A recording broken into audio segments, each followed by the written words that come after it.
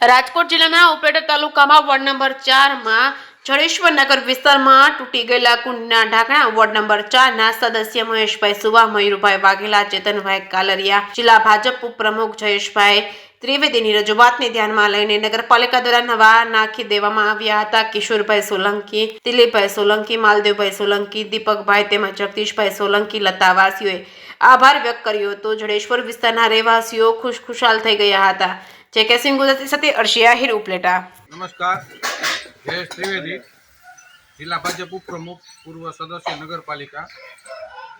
અમારા ઉપલેટા નગરપાલિકામાં ચૂંટાયેલા જાગૃત મહેશભાઈ સુવા દ્વારા વોર્ડ નંબર 4ના જડેશ્વર નગરની મુલાકાત લેતા તેઓને ખ્યાલ આવ્યો કે આ વિસ્તારમાં આશરે 10થી 12 કુંડી સખત બિસ્માર હાલતમાં ને તૂટી ગયેલી છે.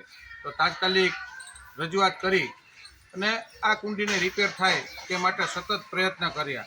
તો આજ રોજ આ બધી કુંડીઓ રિપેર કરવા માટે મયુરભાઈ સુવા પોતે રૂબરૂ આવી અને દરેક કુંડી પાસે માલ નખાવી અને રિપેરિંગ માટે અને નવા ઢાંકણા નાખવામાં આવે છે.